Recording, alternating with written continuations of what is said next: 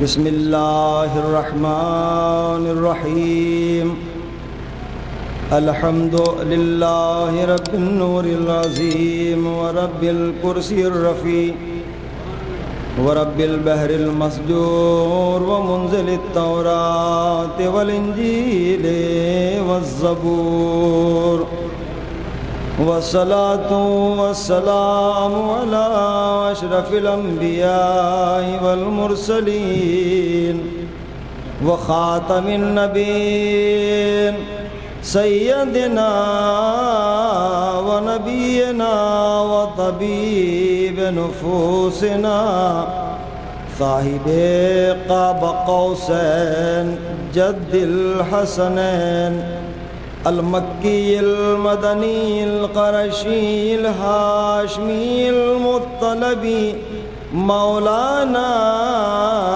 ابی القاسم محمد وآل الطیبین الطاہرین المعصومین المظلومین ولعنۃ اللہ علی اعدائہم اجمعین من يومنا هذا إلى قيام يوم الدين أما بعد فقد قال الله سبحانه وتعالى وهو أصدق الصادقين والقائلين وقوله الحق بسم الله الرحمن الرحيم اهدنا الصراط المستقيم صلوات پڑھے بر محمد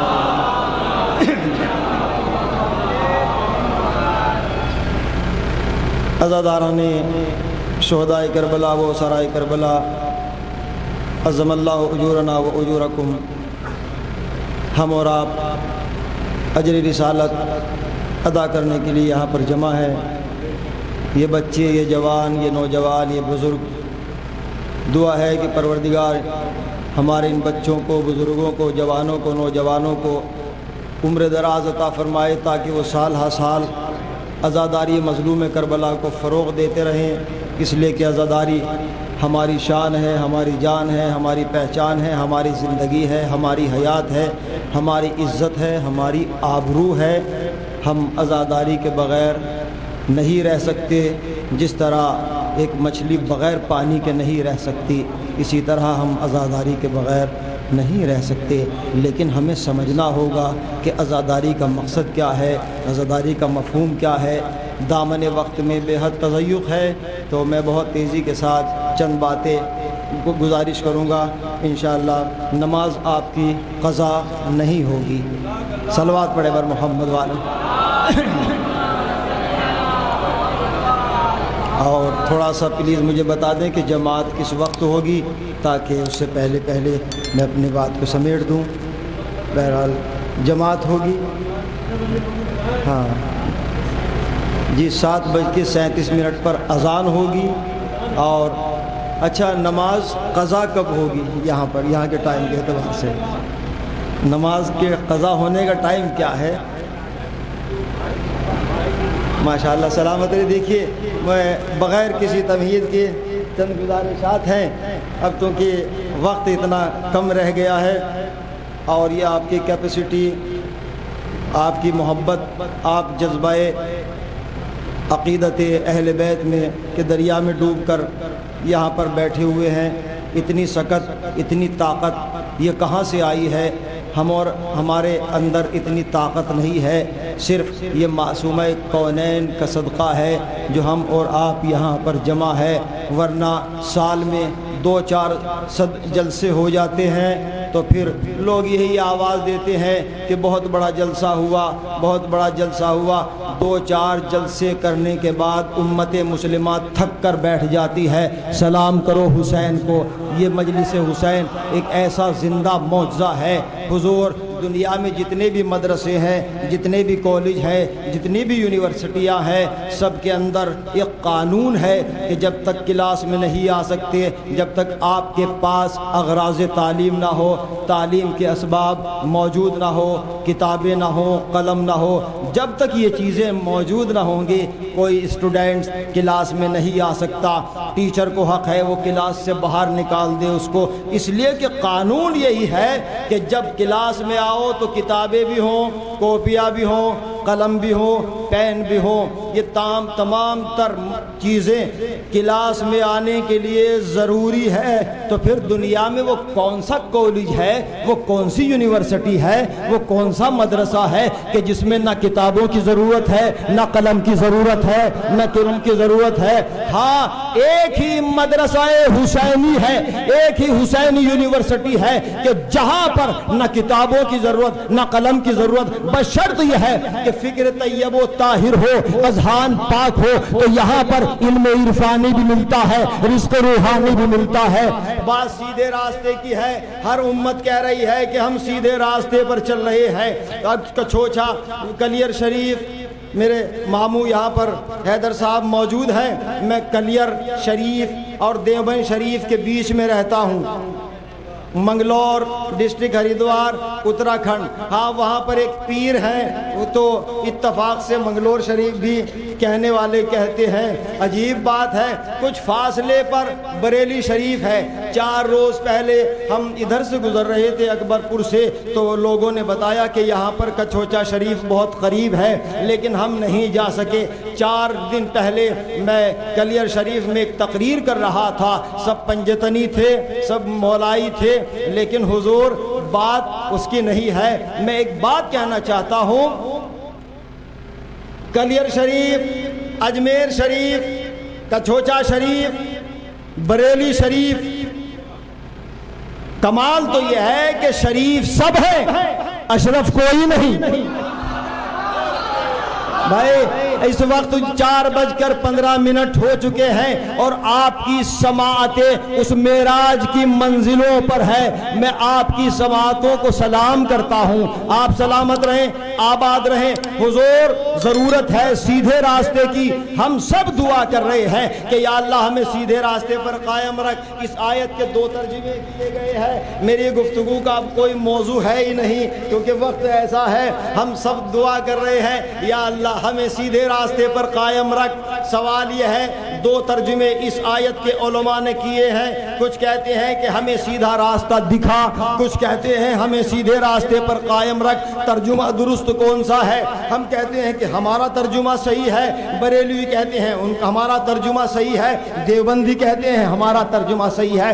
لیکن میں یہ کہنا چاہتا ہوں کہ دونوں ترجمے بالکل درست ہیں، منبر سے کہہ رہا ہوں، دونوں ترجمے صحیح ہیں۔ جو یہ کہہ رہے ہیں کہ یا اللہ ہمیں سیدھا راستہ دکھا، وہ یہ بتا رہے ہیں کہ یا اللہ اب تک دیکھا نہیں، دعا کر رہے ہیں کہ دکھا دے، سلامت رہیں، دعا کر رہے ہیں دکھا دے۔ اور جو یہ کہتے ہیں کہ یا اللہ ہمیں سیدھے راستے پر قائم رکھ، وہ یہ بھی تو بتا رہے ہیں کہ پروردگار ہم تیرے سیدھے راستے پر قائم ہیں، لیکن دعا کر رہے ہیں کہ جب تک پردے سے قائم نہ آ جائے تیرے راستے پر قائم رہے۔ نعرہ حیدری، بات سیدھے راستے کی ہے۔ نعرہ میں نے خود اسی لیے لگا دیا ہے کہ تاکہ آپ کو زیادہ میں زحمت نہ دے سکوں۔ بزرگان ملت اسلام، بات سیدھے راستے کی ہے۔ ضرورت ہے کہ اگر سیدھے راستے پر چلو تو پہلے دیکھ لیا جائے کہ جو راستے پر لے کر چل رہا ہو وہ بھی تو سیدھا ہو۔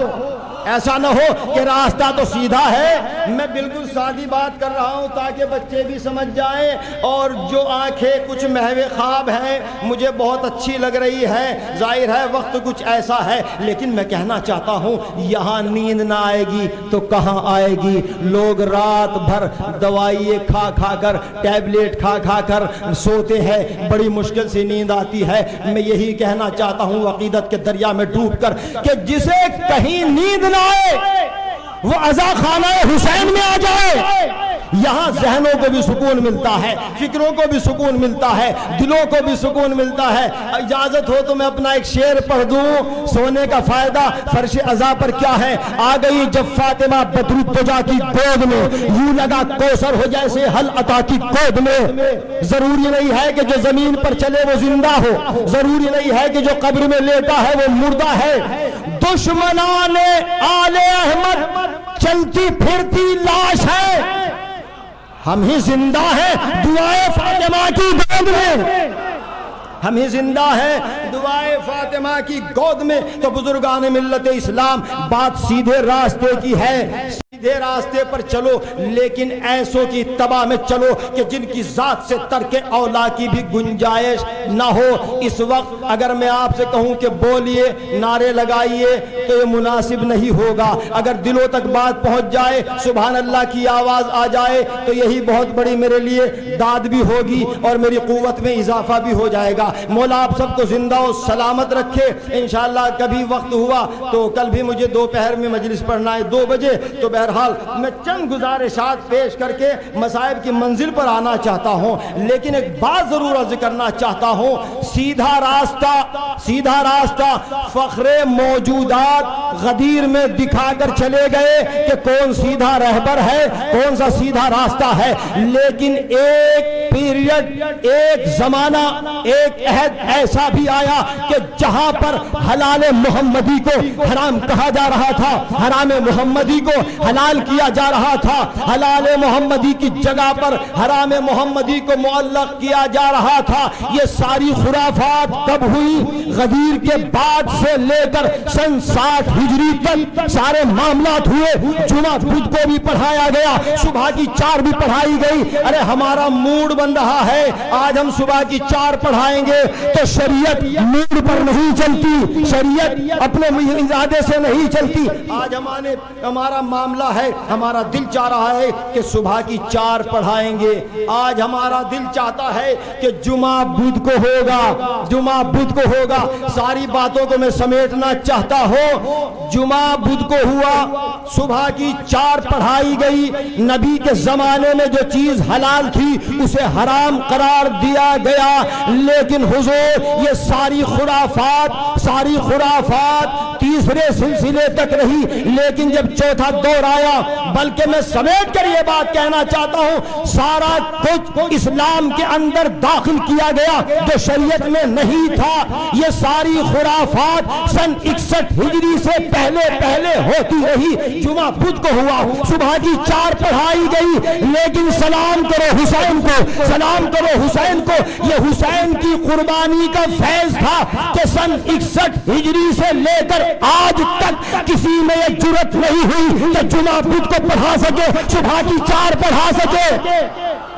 یہ قربانی حسین کا فیض تھا۔ بزرگان ملت اسلام، اللہ نے کہا کہ اگر تمہیں سیدھا راستہ چاہیے تو میرے دنوں کو یاد دلاؤ، میرے دنوں کو یاد دلاؤ۔ ابھی کلیر شریف سے میں آ رہا ہوں، 12 وفات کی تیاریاں چل رہی ہیں۔ امت مسلمہ یہ فیصلہ نہیں کر پائی کہ اس دن خوشی منائی جائے یا غم منایا جائے۔ اللہ نے کہا میرے دنوں کو یاد دلاؤ، ان فی ذالک لآیات لکل صبار شکور۔ یہ وہ دن ہے کہ جس میں ہم نے نشانیاں رکھی ہیں ان کے لیے کہ جو مصیبتوں پر صبر کرتے ہیں، حصول نعمت پر شکر ادا کرتے ہیں۔ کاش کہ میرے پاس وقت ہوتا تو میں سارے تبرکات کو قرآن سے ثابت کرنے کی کوشش کرتا، وقت نہیں رہا۔ انشاءاللہ کسی موقع پر حضور یہ عزاداری جو ہے رسم و رواج نہیں ہے، بلکہ چوتھے امام سے لے کر 11ویں امام تک ہر امام نے اپنے گھر میں عشرے برپا کیے ہیں، خمسے برپا کیے ہیں۔ تو یہ رسم نہیں ہے بلکہ سیرت معصومین علیہم الصلاۃ والسلام ہے۔ حضرات گرامی قدر، بات قابل غور ہے۔ میں ایک میسج دینا چاہتا ہوں۔ ابھی مجھ سے ایک صاحب کہہ رہے تھے کہ حضور فلاں شخص جو ہے، فلاں عزادار، اس کا نام یہ ہے، وہ حسد کرتا ہے، وہ غیبت کرتا ہے، وہ چغل خوری کرتا ہے۔ تو میں نے کہا حضور اگر وہ چغل خوری کرتا ہے، وہ حسد کرتا ہے، غیبت کرتا ہے، تو اسے آپ عزادار نہ کہیے، اس لیے کہ جو عزادار ہوگا، سچا عزادار ہوگا، نہ وہ حاصل ہوگا، نہ غرور کرے گا، نہ تکبر کرے گا، نہ کسی کی برائی کرے گا۔ سچا عزادار تکبر، غرور، ریاکاری، مکاری چاپلوسی، دکھاوا، ان تمام بیماریوں سے دور رہے گا۔ جو سچا عزادار ہوگا اس کے دل میں چراغ مودت اہل بیت روشن رہیں گے۔ بزرگان ملت اسلام، میں ایک میسج دینا چاہتا ہوں، ہم عزاداری کریں، سیدھا راستہ کیا ہے؟ ہم ماتم کریں، ہم نہ کریں گے تو کون کرے گا؟ ہم نہ فرش عزا بچھائیں گے تو کون بچھائے گا؟ لیکن معرفت کے دریا میں ڈوب کر ہمیں یہاں پر آنا ہوگا۔ حضور، اگر تکبر ہوگا، غرور ہوگا، حسد ہوگا، میں یہ کہنا چاہتا ہوں ہم اور آپ بعد میں یہ طے کرتے ہیں کہ فلاں انجمن نے اتنا اچھا پڑھا، فلاں انجمن بہت بڑی ہے، فلاں انجمن کا نوحہ خان بہت اچھا ہے، اس کی آواز اتنی اچھی ہے لہذا اسے پہلا نمبر دیا جائے۔ تو میں کہنا یہ چاہتا ہوں کہ اگر کسی نوحہ خان کی آواز اچھی نہ ہو لیکن وہ عقیدت کے دریا میں ڈوب کر نوحہ پڑھ رہا ہے تو لہذا ایسا نہ ہو کہ آپ اسے ہلکے میں لے لیں۔ یہ بھی تو ہو سکتا ہے کہ جو عقیدت سے نوحہ پڑھ رہا ہے وہ بطول کی نظر میں اس کا مقام اعلیٰ ہے اور ہم گناہگار ہو جائیں یہ سوچ کر کہ فلاں شخص نہیں، یہاں پر سب برابر ہیں، چاہے نوحہ خان ہو، ذاکر ہو۔ حسد اجازت ہے، کاش کہ میرے پاس وقت ہوتا۔ حسد ظاہر ہے مجلس تو ٹھنڈا ہونا ہے اور میں چاہتا ہوں کہ مجلس اتنی ٹھنڈی ہو جائے تاکہ اور زیادہ سکون ہو جائے۔ میں تو ٹھنڈے علاقے سے آیا ہوں تو ایک چیز یاد رکھنا چاہیے ہمیں، میں کوئی خطابت نہیں کر رہا ہوں، نہ خطابت کا وقت ہے۔ کچھ بیماریاں ایسی ہیں کہ جن سے ہمارا رزق بھی گھٹ جاتا ہے، عمر بھی گھٹ جاتی ہے۔ مجھے معلوم ہے کہ یہاں سے وہ باتیں بہت کم پہنچائی جاتی ہے کہ کہیں مجلس ٹھنڈی نہ ہو جائے، داد ملے نہ ملے کیا ہوگا، لیکن حضور اللہ نے کہا، معصوم نے کہا کہ تم ہماری بات یہاں سے پہنچاؤ، عزت میں اضافہ ہم کریں گے، رزق میں اضافہ ہم کریں گے۔ بزرگان ملت اسلام، بیماری ایک حسد ایسی بیماری ہے، پہلا نقصان چھٹے امام فرماتے ہیں، پہلا نقصان حسد کرنے والے کا رات میں سکون سے اسے نیند نہیں آئی۔ ظاہر ہے یہ بچہ اس وقت 4:30 بجنے والے ہیں اور نعرہ لگا رہا ہے، اللہ اس کو سلامت رکھے، اس کی عمر دراز کرے۔ پہلا نقصان حسد کرنے والے کا، صرف میں ترجمہ کر رہا ہوں، رات میں سکون سے اسے نیند نہیں آتی۔ دوسرا نقصان، اس کا بلڈ جلتا ہے، اس کا خون جلتا ہے۔ اگر انسان کے جسم میں خون نہ ہو تو مر جائے۔ اسلام زندگی چاہتا ہے، بلکہ یہ کہا جائے اسلام زندوں کا مذہب ہے، مردوں کا مذہب نہیں ہے، مردوں کا مذہب نہیں ہے، خون جلتا ہے۔ تیسرا نقصان امام فرماتے ہیں، من احسد الناس یزیل نور وجہہ، کہ جو انسان حسد کرتا ہے کسی کی ترقی کو دیکھ کر، کسی کے اقتصادیات کو بڑھتے ہوئے دیکھ کر، اس کے چہرے کا نور ختم ہو جاتا ہے۔ اسلام انسانوں کو نورانی دیکھنا چاہتا ہے۔ آئیے، اور اس کے بعد امام فرماتے ہیں چوتھا نقصان، اس کا ایمان رخصت ہو جاتا ہے۔ آپ ماشاءاللہ داد و تحسین سے نواز رہے تھے، نعرے بھی لگا رہے تھے، مولا آپ سب کو سلامت رکھے۔ مجھے تو حاضری دینا ہے اس وقت اور اصل مقصد جو ہے وہ مصائب ہیں، لیکن ایک میسج کے طور پر میں ایک بات پہنچا رہا ہوں۔ اس کا ایمان رخصت ہو جاتا ہے تو جس کے پاس ایمان کی دولت ہی نہ رہے تو پھر سجدہ کیسا، روزہ کیسا، نماز کیسی۔ اللہ ہمیں اس بیماری سے دور رکھے۔ اور پانچواں نقصان، جو انسان حسد کرتا ہے، قصر اللہ حیاتہ، خدا اس کی حیات کو کم کر دیتا ہے، اس کی عمر کو گھٹا دیتا ہے۔ ہم اگر چاہیں تو اپنی عمر کو بڑھا بھی سکتے ہیں اور گھٹا بھی سکتے ہیں، یہ ہمارے عمل کے اوپر ہے۔ من صافحہ بقلبہ، جو انسان محبت کے دریا میں ڈوب کر کسی سے مصافحہ کر لیتا ہے، اللہ اس کی عمر کو بڑھا دیتا ہے، اللہ اس کی حیات کو بڑھا دیتا ہے۔ من عاد المریض طول اللہ حیاتہ، جو انسان کسی کی عیادت کے لیے جائے مریض کی، اللہ اس کی عمر کو بڑھا دیتا ہے، اللہ اس کی عمر کو بڑھا دیتا ہے۔ مجھے معلوم ہے کہ آپ نہیں بولیں گے، لیکن پلیز سبحان اللہ نہ بھی کہیں، تھوڑی دیر کے لیے آپ جاگتے رہیں، اس لیے کہ میں اس منزل پر آنا چاہتا ہوں جس کا ہم اور آپ انتظار کر رہے ہیں۔ 6-7 سال پہلے مجھے اس مجلس میں آنے کا شرف حاصل ہوا تھا، آپ کی محبتیں ہیں۔ بہرحال حسد، تکبر، غرور، ریاکاری، مکاری، چاپلوسی، یہ تمام وہ بیماریاں ہیں کہ جن سے ایمان ختم ہو جاتا ہے، جن سے انسان کی عزت کم ہو جاتی ہے، عمر گھٹ جاتی ہے۔ اللہ ہمیں ان بیماریوں سے دور رکھے۔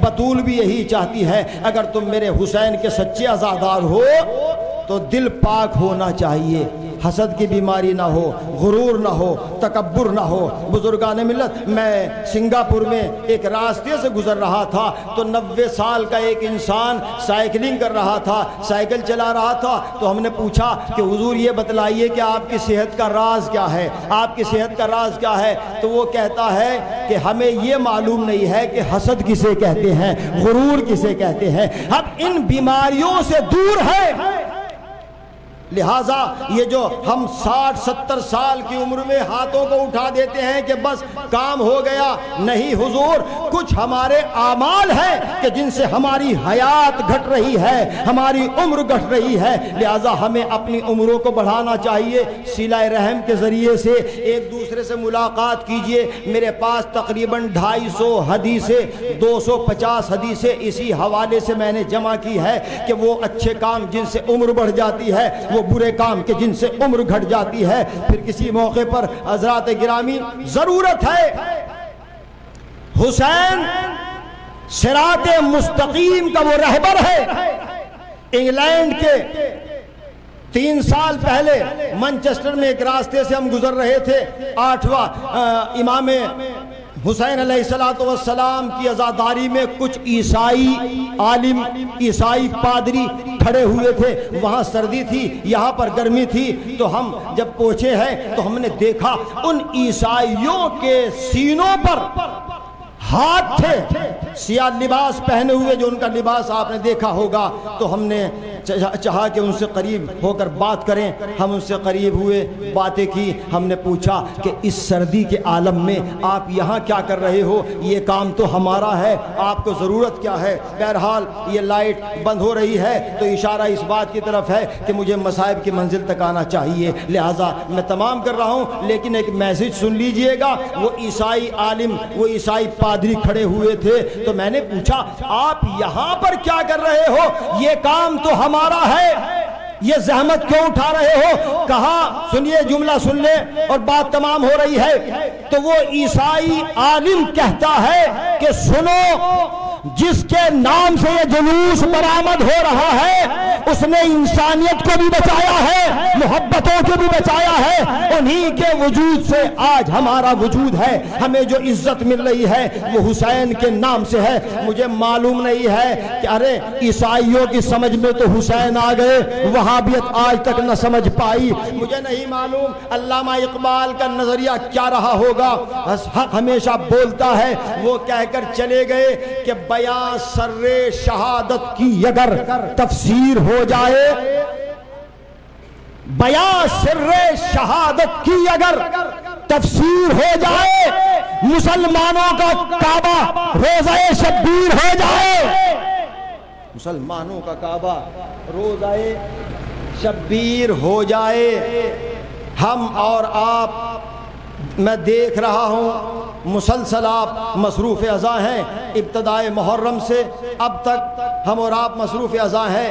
خستگی ہوتی ہے، تھکاوٹ ہوتی ہے، لیکن ہم وقفے کے بعد آرام کر لیتے ہیں، سکون کر لیتے ہیں۔ لیکن آئیے اہل ازاں، وہ امام کہ جو 38 برس تک مسلسل روتا رہا، جب بھی سامنے پانی آیا یہی مرثیہ لبوں پر تھا، قد قتلا ابی عطشان، ہائے میرا بابا پیاسا مارا گیا، ہائے میرا بابا پیاسا ذبح کیا گیا، اجرکم علی الزہرا۔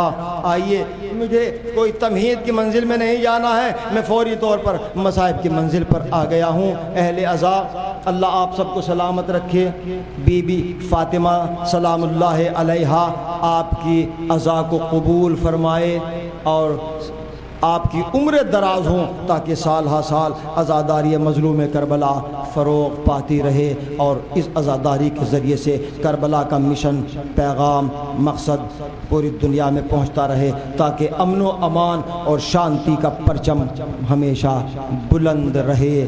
وہ اسلام، وہ شریعت کہ جس میں انسانیت، ایکتا، اکھنڈتا، محبتیں، اتحاد، اتفاق ساری چیزیں پائی جاتی ہیں۔ یہ کوئی معمولی دین نہیں ہے کہ جس کو حسین نے قربانیاں دے کر بچایا ہے۔ اگر معمولی دین ہوتا تو کڑیل جوان علی اکبر جیسا اسلام پر قربان نہ کرتے، اون محمد جیسے لخت جگر اسلام پر قربان نہ کرتے۔ عظیم دین ہے، ہمیں سمجھنا چاہیے کہ یہ دین کیا ہے جس کو حسین نے بچایا ہے۔ بس کربلا میں پہنچیں اور قربانیوں کو تصور کریں کہ جیسی انمول قربانیاں حسین نے پیش کی ہیں اسی شریعت کے لیے کہ جو آج وہ شریعت موجود ہے اور انشاءاللہ قیامت تک باقی رہے گی۔ اجرکم علی الزہرا۔ آئیے اہل عزا، عظمت مجلس کیا ہے، عظمت اشک عزا کیا ہیں۔ ہم اور آپ اس مقام پر بیٹھے ہوئے ہیں، کسی نے آپ پر پابندی نہیں کی ہے کہ آپ یہیں پر بیٹھے رہیے، نہیں، آپ کو معلوم ہے کہ ہمیں آج کس کا پرزہ پیش کرنا ہے۔ بس 3-4 روز باقی رہ گئے ہیں ایام عزا کے۔ 8ویں امام ارشاد فرماتے ہیں کہ جب ہمارے جد کی مصیبتوں کو سنا کرو اور تمہارے اشک روتے روتے سوکھ جائیں، ایک حدیث، تو بلند آوازوں سے رویا کرو، اس لیے کہ بلند آوازوں سے میری جدہ ماجدہ فاطمہ زہرا کو بڑا سکون ملتا ہے اور وہ تمہارے حق میں دعا کرتی ہے۔ امام کی دوسری حدیث بات معرفت کی ہے اہل عزا۔ امام فرماتے ہیں کہ جب میرے جد کے مصائب سنا کرو اور تمہاری آنکھیں اشکبار ہو جائیں تو تم اپنے اشکوں کو رومال سے صاف نہ کیا کرو۔ ایک میسج ہے امام کا، بلکہ ان اشکوں کو اپنی پیشانی پہ ملا کرو، اپنے سر پہ پھیر لیا کرو، جہاں پر جسمانی تکلیف محسوس ہو ان اشکوں کو وہاں پر ملا کرو۔ سبحان اللہ، ان اشکوں میں کیا تاثیر ہے، ان اشکوں میں کیا شفا ہے۔ جب اشکوں میں اتنی شفا ہے تو خاک شفا میں کتنی شفا ہوگی۔ امام رضا فرماتے ہیں کہ جب مجلس برپا کیا کرو تو پھر ایسے رویا کرو کہ جیسے کوئی باپ اپنے جوان کو روتا ہے، جیسے کوئی ماں اپنے کڑیل جوان کا ماتم کرتی ہے۔ امام فرماتے ہیں اہل عزادارو، آپ فضائل میں تھک جائیں تو کوئی شکوہ نہیں ہے، لیکن مصائب میں کبھی تھکاوٹ محسوس نہ کرنا۔ آپ مسلسل گریہ کرتے چلے آ رہے ہیں، بلند آوازوں سے رونے سے جناب فاطمہ زہرا کو بڑا سکون ملتا ہے۔ عزاداروں، تاریخ مصائب میں میں نے دیکھا ہے ایک دادی ہے، ایک پوتی ہے، ایک دادی ایک پوتی۔ دادی جناب فاطمہ زہرا قبر میں 2 زخم لے کر گئی، بیان آسان ہے، سن لینا آسان ہے۔ 2 زخم جناب سیدہ قبر میں لے کر گئی، ٹوٹی ہوئی پسلیوں کا زخم، دوسرا زخم جب دروازہ گرایا گیا تو دروازے میں 5ویں امام فرماتے ہیں کہ میرا سلام اس جدہ ماجدہ پر کہ جن کے اوپر جلتا ہوا دروازہ گرایا گیا، تو اس دروازے میں ایک میخ تھی، ایک کیل تھی، شکم میں داخل ہوئی، خون کا فوارہ جاری ہوا۔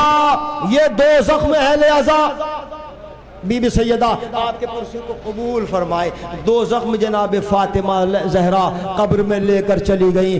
میں کہوں گا یا فاطمہ زہرا، آپ قبر میں 2 زخم لے کر گئیں، آپ کی پوتی قبر میں 4 زخم لے کر گئیں۔ میں آپ سے نہیں کہوں گا کہ آپ کیسے روئیں، بلند آواز سے روئیں یا آہستہ روئیں، بلکہ چوتھے امام نے بتایا جب امام زین العابدین نے محرم کا پہلا چاند مدینے میں دیکھا، بلندی پر جا کر کربلا کا رخ کر کے کہا قد قتل ابی عطشان، ہائے میرا بابا پیاسا مارا گیا، ہائے میرا بابا پیاسا شہید کیا گیا۔ امام زین العابدین بیت الشرف میں آئے، اپنے ہاتھ سے فرش عزا بچھایا۔ عزادارو، فضائل میں تھکاوٹ ہو، خستگی ہو تو کوئی شکوہ نہیں ہے، لیکن مسائل میں کبھی تھکاوٹ محسوس نہ کرنا۔ معلوم نہیں کس کے پہلو میں شکستہ بی بی فاطمہ زہرا بیٹھی ہوں پرسے کے لیے۔ عزادارو، ایام عزا آخری منازل طے کر رہے ہیں، زندہ رہیں گے تو پھر سے اسی طرح کربلا والوں کا ماتم کریں گے۔ اللہ اللہ، وہ منزل آئی ہے، جناب سکینہ قبر میں 4 زخم لے کر گئی، 4 زخم۔ پہلا زخم شام غریبہ میں، ارے بچی تو ہے۔ مجھے یہاں پر ایک حدیث یاد آئی، امام فرماتے ہیں کہ جن کے بیٹیاں ہو وہ صبح کو اٹھ کر اپنی بیٹیوں کی پیشانیوں کو چومیں، عمر بڑھتی ہے، رزق بڑھتی ہے، عزت بڑھتی ہے۔ اپنی بیٹیوں کی تعظیم کرو۔ خوش نصیب ہے وہ انسان کہ جو اپنی بیٹیوں کی پیشانیوں کو چومتا ہے۔ کیوں؟ اس لیے کہ امام حسین نے اپنی دعا میں، شب تہجد کی دعا میں، خدا سے کچھ نہیں مانگا، بس ایک بچی مانگی ہے جسے سکینہ کہا جاتا ہے۔ اللہ اکبر۔ میرا بیان آسان ہے، سن لینا آسان ہے۔ دل دھڑکتے ہیں تو روتے ہیں، بات پہنچتی ہے آنکھیں اشکبار ہوتی ہیں۔ پہلا زخم شام غریبہ میں، ظالم آتا ہے، یہ گوشوارے مجھے دے دے۔ بچی نے ہاتھوں کو گھبرائی ہوئی تھی، 4 سال کی بچی، 5 سال کی بچی، باختلاف روایات۔ بچی اپنے کانوں سے گوشوارے نہ اتار سکی۔ اب میں کیسے بیان کروں؟ ظالم نے ہاتھ بڑھائے، گوشوارے پکڑے، اتارے نہیں۔ تاریخ مصائب میں میں نے پڑھا کہ ظالم نے جھٹکا دیا، کانوں کی لویں پھٹ گئیں، خون جاری ہوا۔ یہ پہلا زخم، تھک کر نہ سنیے گا اہل عزا، آخری منزل ہے، انشاءاللہ حیات رہیں گے تو پھر سے ماتم ہوگا۔ دوسرا زخم روز عاشور، جب سب شہید ہو چکے تھے تو حسین جانا چاہتے تھے۔ ایک بچی ہے کہ جو سموں سے لپٹ ہوئی کہہ رہی ہے اے میرے بابا کے گھوڑے، جو بھی جا رہا ہے وہ لوٹ کر نہیں آتا، جو بھی جاتا ہے وہ لوٹ کر نہیں آتا، اے میرے بابا کے گھوڑے، میرے بابا کو مقتل میں نہ لے جا۔ ذوالجناح نے اپنے سر کو نیچے کیا، حسین نے دیکھا کہ سموں سے لپٹی ہوئی میری لخت جگر کہتی ہے حسین اترے ہیں۔ سمیٹ رہا ہوں ساری روایتوں کو۔ حسین اترے، سینے سے لگایا سکینہ کو اور ایک جملہ کہا، اے میری بچی پیشانی کو چوم کر، میری بچی سکینہ تو میری شب تہجد کی دعا کا نتیجہ ہے۔ میں خدا سے دعا کرتا تھا کہ یا اللہ مجھے ایک چاند سی بیٹی عطا کر جو میرے دل کا سکون بن جائے۔ اے میری بچی سکینہ دیکھ تیرا بابا جا رہا ہے، ہو سکتا ہے کہ لوٹ کر نہ آئے، لیکن مجھ سے وعدہ کر جب تماچے لگیں گے تو صبر کرنا، جب گوشوارے چھنیں گے تو صبر کرنا۔ اہل عزا جب سکینہ کے تماچے لگے، گوشوارے چھنے تو صبر کیا، لیکن جب سکینہ کو اونٹ کی ننگی پشت سے باندھا، اس اونٹ کو دوڑایا جاتا تھا تو سکینہ نے امام علی مقام کے سر کو دیکھ کر کہا، اے میرے بابا مجھے آپ کی وصیتیں یاد ہیں، آپ نے کہا تھا کہ تماچے لگیں گے تو صبر کرنا، گوشوارے چھنیں گے تو صبر کرنا۔ اے میرے بابا میں نے صبر کیا، لیکن ان ظالموں نے مجھے اونٹ کی ننگی پشت سے باندھ دیا، بابا میرا سینہ چھلتا ہے۔ یہ دوسرا زخم تھا اہل عزا۔ چوتھا زخم کوفہ میں جب اپنے بابا کے سر کو دیکھ کر روتی تھی تو ظالم آ کر پشت پر تازیانے لگاتا تھا۔ خستگی محسوس نہ کرے اہل عزا، ظالم آ کر تازیانے لگاتا تھا پہلا زخم کانوں کی لویں پھٹی، دوسرا زخم سینے کا زخم، اونٹ کی ننگی پشت سے باندھا، راہ کوفہ و شام میں تازیانے کھاتی رہی، 3 زخم۔ چوتھا زخم کون سا ہے؟ جب مقام باب الساعات پر اسیروں کا قافلہ، سمیٹ رہا ہوں میں تمام روایتوں کو، مجھے اشارے کرنا ہے، مجلس تمام ہو رہی ہے، آپ نے خوب گریہ کیا ہے، بی بی سیدہ آپ کے پرسے کو قبول فرمائے۔ بس ایک مرتبہ میں نے تاریخ مصائب میں دیکھا 8 گھنٹے تک میرے استاد آیت اللہ رجائی دمشق میں مجلس پڑھ رہے تھے، میں سن رہا تھا، تو انہوں نے ایک جملہ کہا، 8 گھنٹے تک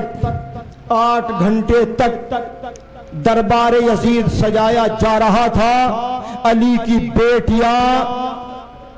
بیٹیاں ایسے کھڑی ہوئی تھی جیسے کوئی نمازی رکوع کی حالت میں ہوتا ہے۔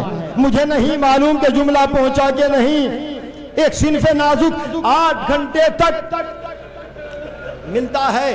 جناب زینب نے تھک گئی تھی نا بہت زیادہ، جناب زینب چاہتی ہیں کہ قدرے سیدھی کھڑی ہوں، تو سکینہ نے اپنے ایڑیوں کو بلند کر کے کہا، پھوپھی اماں میرا گلا گھٹتا ہے۔ اہل عزا سکینہ نے ایڑیوں کو بلند کیوں کیا؟ ایک رسن تھی اور 12 گلے تھے، ان 12 گلے میں سکینہ کا گلا رسی کی رگڑ سے سکینہ کا گلا زخمی تھا۔ یہ 4 زخم ہیں۔ اہل عزا اللہ آپ کی بچیوں کو سکینہ کے صدقے میں زندہ و سلامت رکھے۔ جو اہل بیت کا چاہنے والا ہوتا ہے وہ نرم دل ہوتا ہے، وہ کبھی سخت دل نہیں ہوتا۔ اسیران کربلا، مخدرات عصمت، بے مقنع و چادر ایک چوراہے پر، میں نے ان چوراہوں کو دیکھا ہے، ایک چوراہے پر کھڑی ہے، کسی کے سر پہ چادر نہیں ہے۔ ایک مومنہ نے دیکھا، اس سے رہا نہ گیا۔ کس کو دیکھا؟ ایک بچی ہے جس کے رخسار نیلے ہیں، کانوں کی لویں پھٹی ہوئی ہیں۔ میں مجلس کو تمام کر رہا ہوں، کانوں کی لویں پھٹی ہوئی، ایک ضعیفہ کے دامن کو پکڑ کر کہہ رہی تھی، العطش العطش، پیاس پیاس پیاس۔ کسی تاریخ میں نہیں ملتا کہ سکینہ نے یہ کہا ہو کہ میں بھوکی ہوں۔ ہر جگہ پر لفظ پیاس پیاس پیاس۔ مومنہ نے جیسے ہی یہ دیکھا، عورتیں بنظر تماشا اپنے گھروں کی چھتوں سے دیکھ رہی تھی۔ مومنہ سے جب رہا نہ گیا، 2 منٹ اور رک جائیں اہل عزا، مجلس تمام ہو رہی ہے۔ وہ سکینہ دعا کرتی ہے عالم غربت میں، اور جب زندان شام میں اپنے بابا کو یاد کر رہی تھی، اے میرے بابا، یزید نے ایک مرتبہ جب حسین کا سر بھیجا ہے تو سکینہ، 2 منٹ رک جائیں اہل عزا، جناب سکینہ نے اپنی آغوش میں اپنے بابا کے سر کو لیا اور لینے کے بعد مرثیہ پڑھا، اے میرے بابا، ایک وقت وہ تھا کہ آپ مجھے اپنے سینے پر سلاتے تھے، اے میرے بابا یہ مجھ پر کیسا وقت آ گیا، آپ کا سر میری آغوش میں، اے میرے بابا میرے تماچے لگے، میرے گوشوارے چھینے گئے۔ سکینہ مرثیہ پڑھ رہی تھی، مرثیہ پڑھتے پڑھتے سکینہ کی آواز رک گئی۔ زینب نے کہا، بھابی رباب ذرا دیکھو تو صحیح۔ ماں آگے بڑھی، شانے کو پکڑ کر دیکھا، رباب نے چیخ ماری، واہ مصیبتا واہ سکینہ، سکینہ زندان شام میں مر گئی۔ اللہ اکبر، سکینہ کا ماتم ہوا۔ 2 جملے اہل عزا آپ نے خوب گریہ کیا ہے، اجرکم الزہرا، جناب سکینہ زندان شام میں مر گئی۔ مجھے نہیں معلوم کہ غسالہ آئی کیسے آئی، نہیں آئی، لیکن اتنا ضرور ملتا ہے کہ ایک بھائی نے اپنی بہن کے لاشوں کو اٹھایا اور اٹھانے کے بعد زندان شام میں قبر کھو دی گئی، سکینہ کو دفنا دیا گیا۔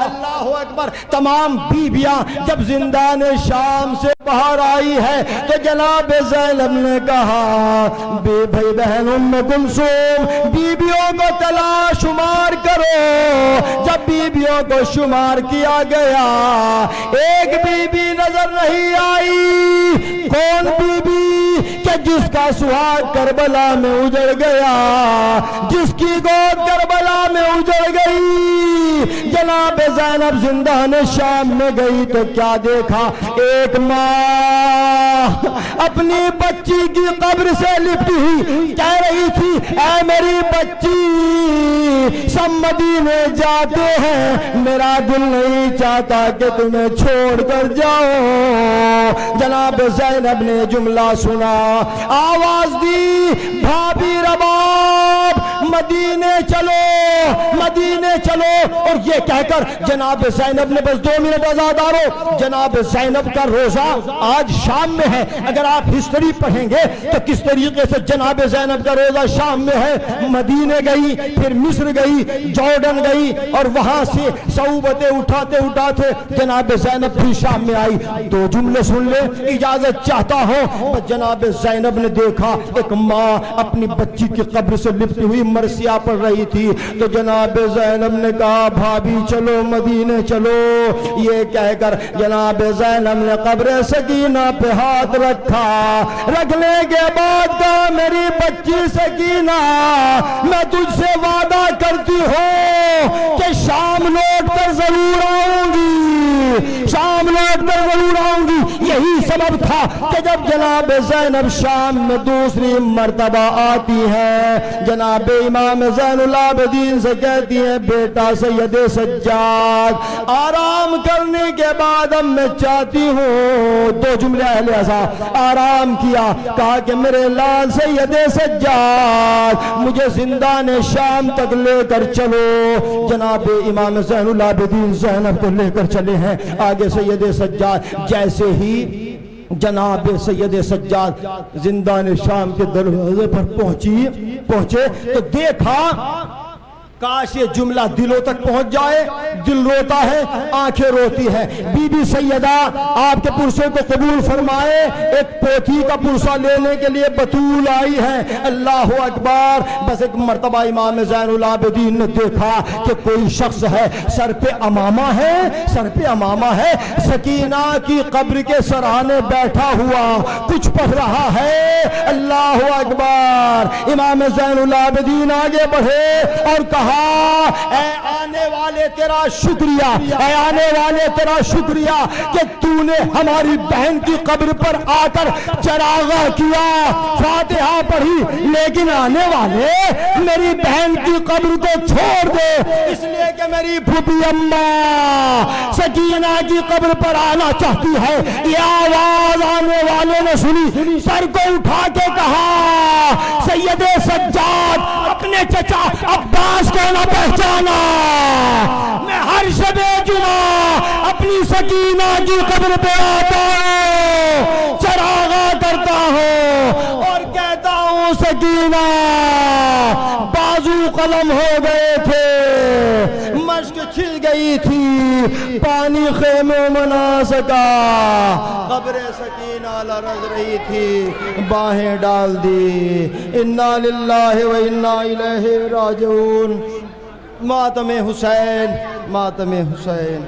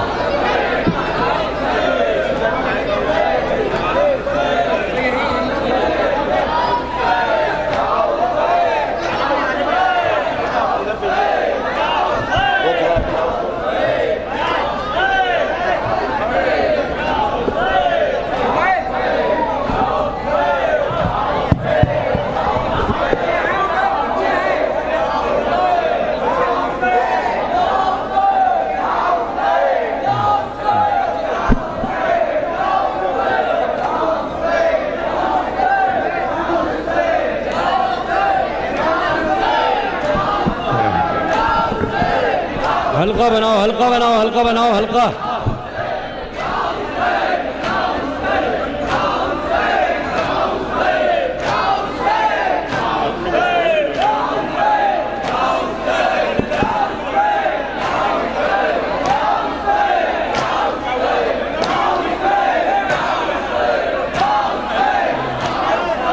حلقہ بناؤ حلقہ حلقہ بنا لو.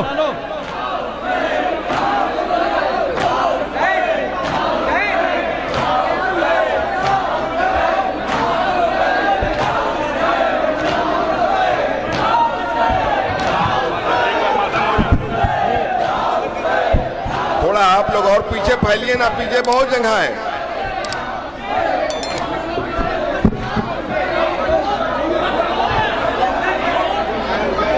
ارے حلقہ بنا لو بیٹے, حلقہ بناؤ.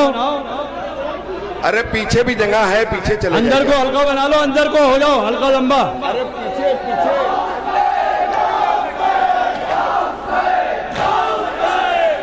ارے اندر کو ہو جاؤ, اندر کو ہو جاؤ, اندر کو آ جاؤ جاؤ.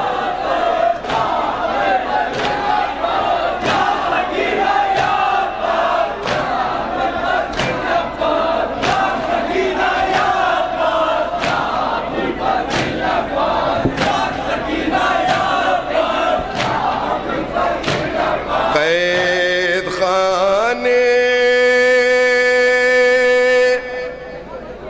میں سکینہ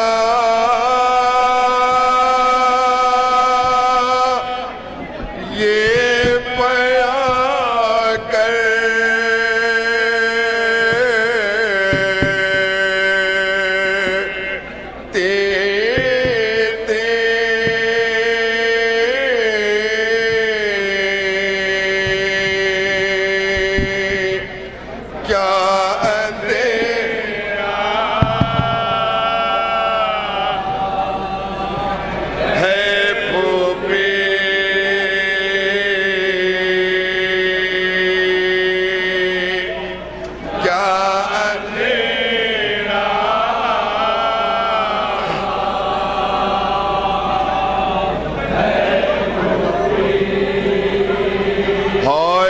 شمع منگوا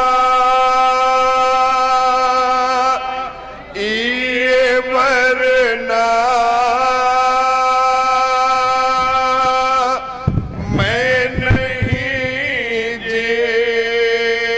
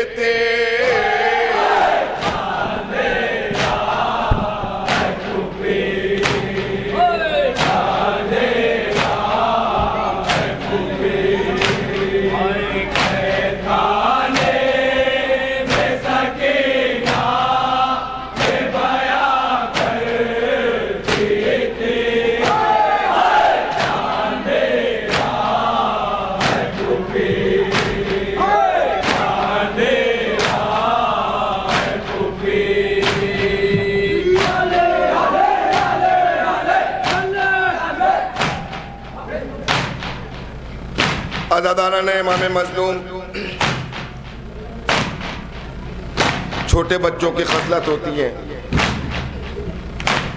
کہ اندھیرے سے ان کو بہت ڈر لگتا ہے. پاس میں اگر ان کے کوئی بڑا ہوتا ہے نا تو وہ فوراً ان کا دامن پکڑ لیتے ہیں. فرماتی ہیں جناب سکینہ کہ ہے پھوپھی اماں، اس اندھیرے میں ہم کو بہت ڈر لگا، اپنے سینے سے لگا لیجیے.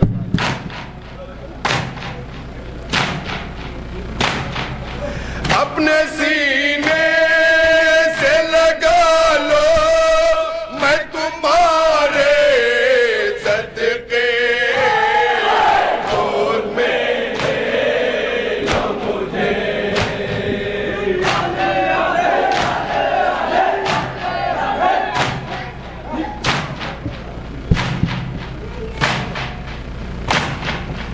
اپنے سینے سے لگا لو میں تمہارے صدقے گود میں لے لو مجھے ہائے دل دھڑکتا ہے میرا خوف سے گھبراتا ہے جی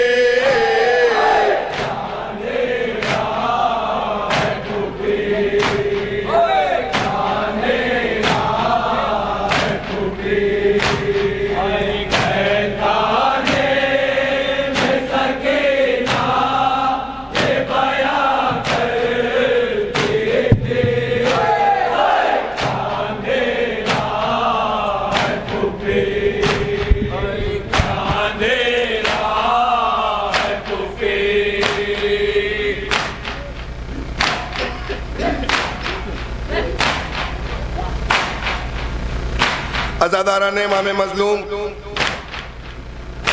چھوٹے بچوں کی فطرت ہوتی ہے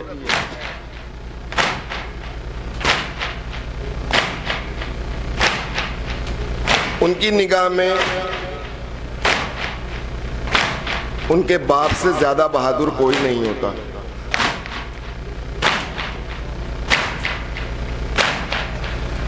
فرماتی ہیں جناب سکینہ کے پھوپھی اماں بابا آ جائیں گے نا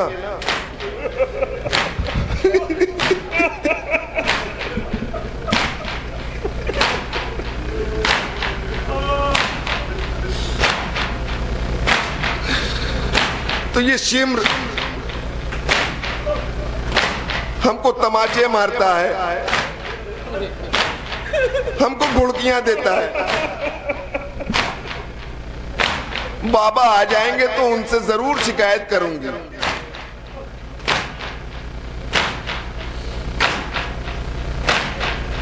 بابا آ جائیں گے تب شیر کو ہوگا معلوم کون ہے یہ معصوم.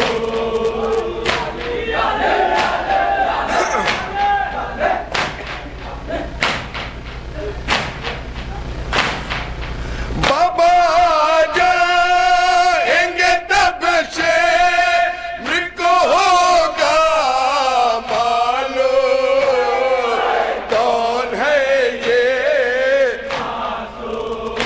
ہوئے کیا سمجھ کر مجھے یوں گھڑکیاں دیتا ہے شکے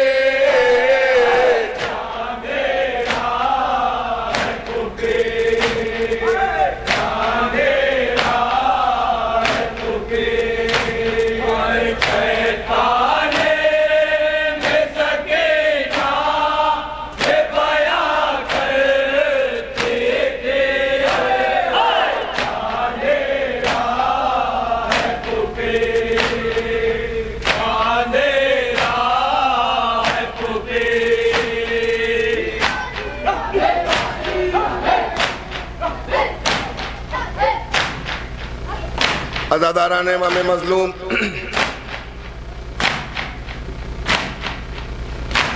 جناب سکینہ کی آس ٹوٹ جاتی ہے.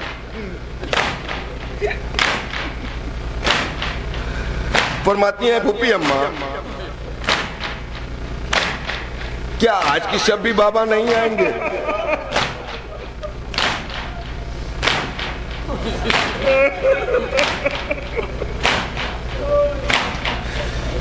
کتنی راتیں گزر گئیں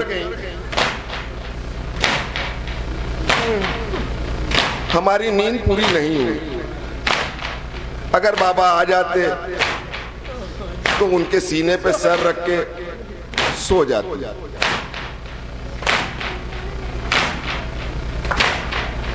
آج کی شب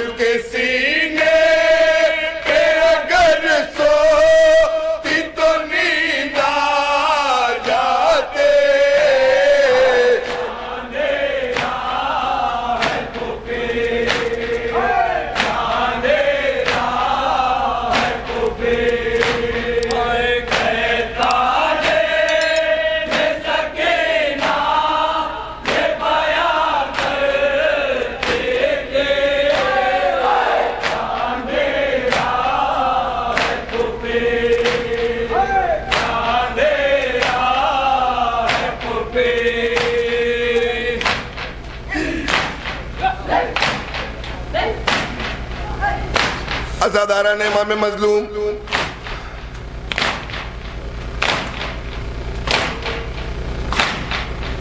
آپ نے اکثر سنا ہے کہ مرنے والے کو پہلے سے ہی آگاہی ہو جاتی ہے۔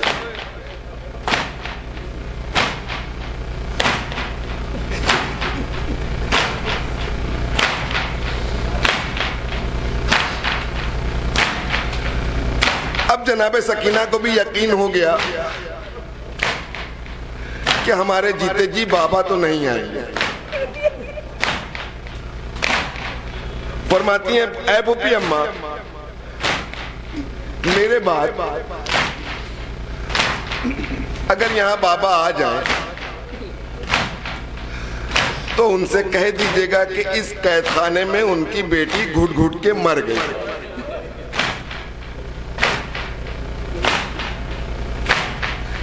بد میرے یا اگر ہو اقدر کا آنا، ان سے یہ فرمانا۔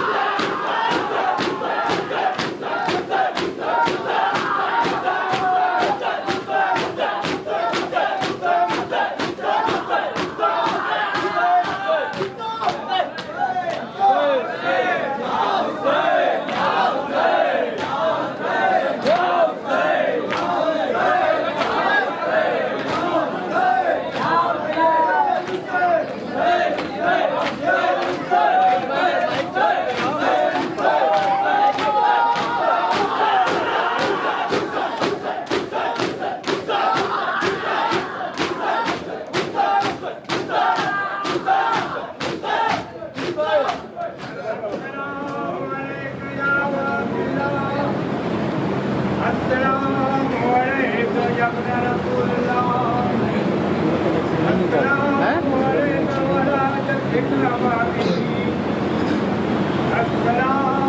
عليك ولا السلام عليك جميع شهداء كربلاء ومولاي ابو الفضل القاسم وقاسم الحسن والحسين بأهل وهدي السلام عليكم ورحمة الله وبركاته.